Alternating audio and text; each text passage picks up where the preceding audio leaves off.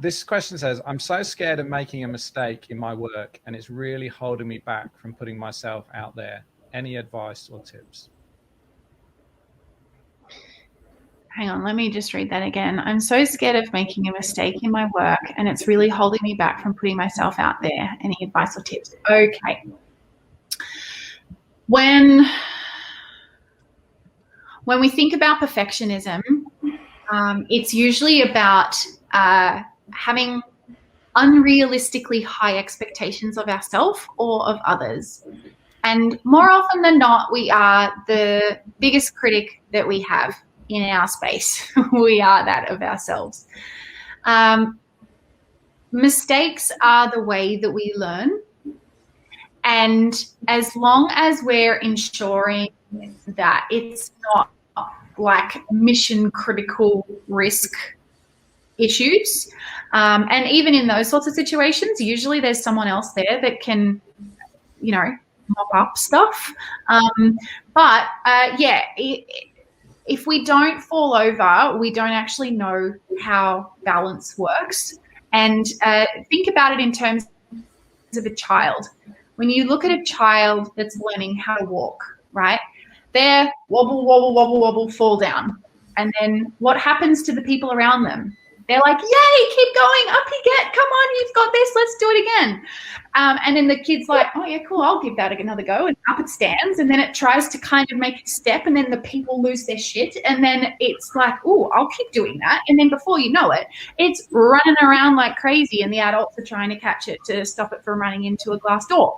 So this is really what we want to be having in terms of our environment. If you feel that your environment is there to support you in the face planting, like the adults around a newborn that's not a newborn, but like a toddler that's learning how to walk, then make the mistakes, because that's where the learning comes into it. That's where the richness of your experience comes into it.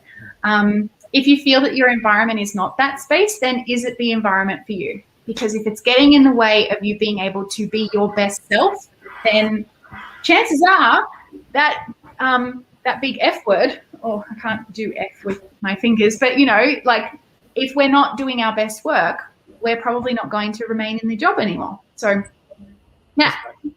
Do you have any thoughts on this, making a mistake at work? Like, I think the more junior you are, the more you think, oh my God, if I don't get this right, I might bring down this company, and you know what I mean? Like, that does come up. And I've certainly seen that from people. Whereas, once you've been around the block a bit, you kind of know what mistakes you can afford to make. And sometimes it's, it very rarely are you going to cause any major upsets.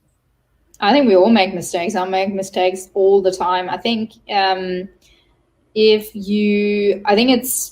just got to learn how to be okay with your own imperfections, basically, right? So no one is particularly great at everything.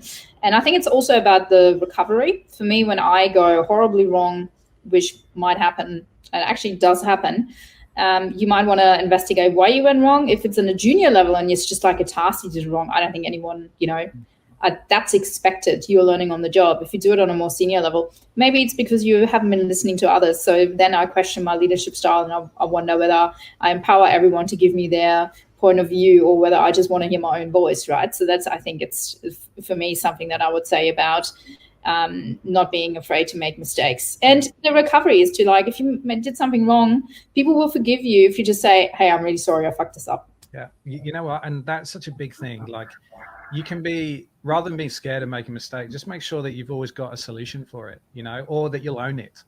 And once you own it, you'll be amazed. I'll never forget, this is a bit odd. When I was really little, a mate of mine, we had these panes of glass that my dad never put up into something, I don't know what he was going to do with it. And they were just outside the back of our house. And a mate of mine, dared me to throw a stone at it. What an idiot. And so I did, and I smashed the glass, right?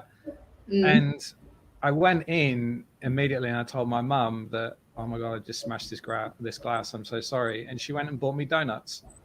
And it was for me, that was the great example of owning your mistakes. You know what, I really screwed up here. And I had someone at work actually recently who said they made a mistake, and they came to me straight away and they said, look, here's what I did, but also here's what I'm going to do to fix it.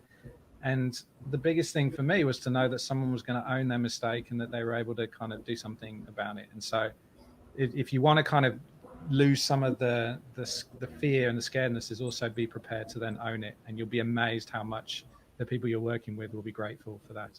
The other thing I would say to this is like catastrophizing, like going into like spirals of what could go wrong is a sign of anxiety, right? So, you know, I know when I'm in an anxious headspace, I'm like going through the things of all the things that could go wrong. So I think trying to get yourself out of that is probably also worthwhile considering.